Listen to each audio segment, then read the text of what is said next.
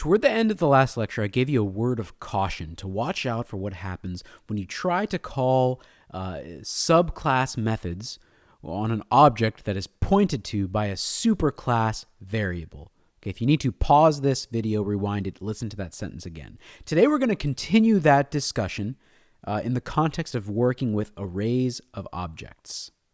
Okay, now an array, just to remind you, it can hold either primitive types like ints, booleans, doubles. You can see that example on the left here. This is an array of ints. It can also hold reference types like a string or a student or a circle. This may not mean anything to you right now, but that can mean abstract or concrete references. That's this example here. We'll talk about abstract references next lecture, most likely. It can also hold interface types like shape or pen. If you're working with an array of a primitive type, like an array of ints, that's pretty straightforward. In working with an array of some concrete class like student or string, that also doesn't really give us a lot of problems. And that makes sense because all the elements, if you're working with an array of integers or an array of students, they're all of the exact same type, and they all respond to all the same operators and messages and all of that. I mean, if you have an array of integers, you can add all integers. If you have an array of students, all students have a getName method, and so on. But when the element type of an array is an interface, like in this third picture, things get a little dicier. Same if it's an abstract class or a superclass of one or more other classes. That means that the array can actually contain objects of different types. So they might not all have the exact same methods that they respond to. So today we're going to learn to deal with that when we're working with arrays of different object types. It's pretty common to declare and instantiate an array of some interface type, like the shape interface that we saw before. So as an example, this code makes an array of 10 cells, and it's going to hold shapes in it. Now, in this array, we can store instances of any class that implements shape. So that means rect or circle or wheel or any other class that we decided should implement the shape interface. Now, as long as we send shape messages to the elements of the array, there's really no problem. We can sort of ignore the fact that all the objects are of different concrete classes. Okay, and in fact, this is polymorphism at work. So as an example, we can see here, let's draw all the shapes that are in the array. If you remember, draw is a shape interface method, so we can go through this array called shapes and just call draw on every single one using a pen instance.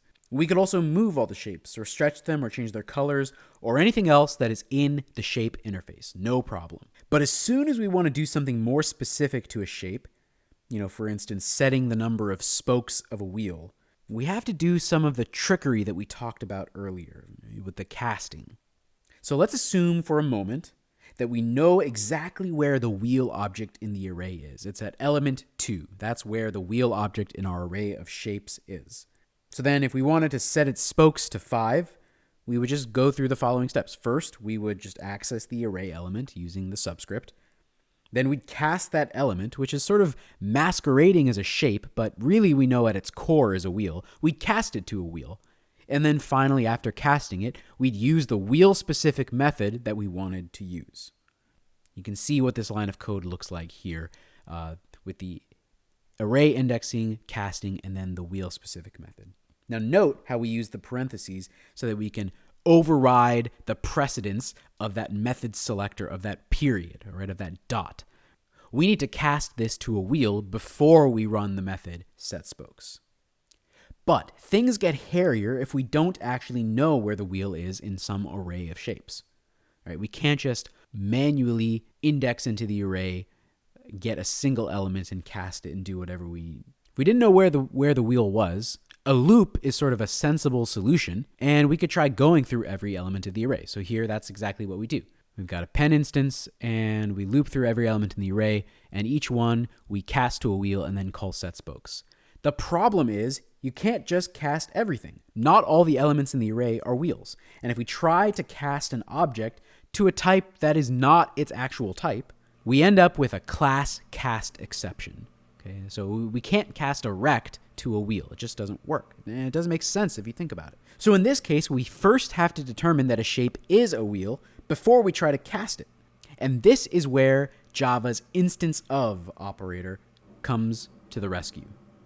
So here's a loop that solves this problem. We're looping through every element in the array, and for each one, we're checking to see whether that element is an instance of wheel. And if it is a wheel, then we can go ahead and do our casting. Otherwise, in this case, we leave it alone. In other words, instance of is going to give us a true or false value, telling us whether the thing we're looking at is an instance of the reference type that we give it on the other side. Now, we've been looking at an array of an interface type in this example, but the same thing applies to arrays of abstract classes, which we'll talk about next lecture, or superclasses of one or more other classes. All right, so for instance, if I had an array of circles and some of the elements in my array were circles and some of them were wheels, the same thing applies. So 2 important points to walk away with. First is this: when the element type of an array is a reference type or an interface or a superclass, objects of those types or of any subtype, you can insert them directly into the array. Okay, pause it for a second, read through the little text under here if you want clarification or some examples. Second big point to walk away with: after you access an object in an array, you gotta be careful.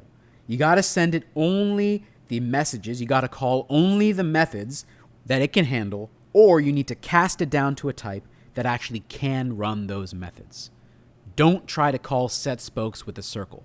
Now, what you may be thinking is, well, if object is at the root of the hierarchy, that means I could really have an array of objects, and then I could put basically anything into there. Obviously not primitive types like an int or a char or a boolean, but any reference type, any class. And you're right. An array of type object is the most flexible of any that we've seen so far. Not only can you insert any object into an array of objects, but you can also replace any array of objects with another array of any reference type, which means you could pass one as a parameter or return it as the value of a method. Okay, so we've seen examples of sort of generalized searching and sorting methods that use this feature of an object, that use this openness. Now, from the implementer's perspective, in the case of, say, a linear search, you actually don't have to worry about the actual type of the array elements because all the objects understand the equals message. Okay, and that's the only one that we need to really work with. That's the only one that we're going to use with the array elements. But suppose you were doing something like binary search, or maybe the sorting methods. In that case, you're going to want to use the compare to method with all the objects that you're searching through or sorting. Now, before doing that, you got to make sure that you can cast them to type comparable. Comparable is an interface that we often implement, and it specifies certain methods that we can use to compare two objects to each other. So you got to cast them to comparable after you get them from the array. That means you got to make sure you pass an array of comparable objects as a parameter to the methods. But the key takeaway is this. But that was a bit of a diversion. The key takeaway is this. Generally, you need to be really careful after you access an object from an array of objects. More often than not, you got to cast it to something because the object class itself just doesn't have really very many of the methods that we find it useful. Couple exercises for you before you head out. Take a look at these code chunks. Assume that student is defined as it was in the past. Find any errors in this code or state that the little code chunk is correct. Take a couple minutes, pick through these, and discuss with your friends which ones you think are correct.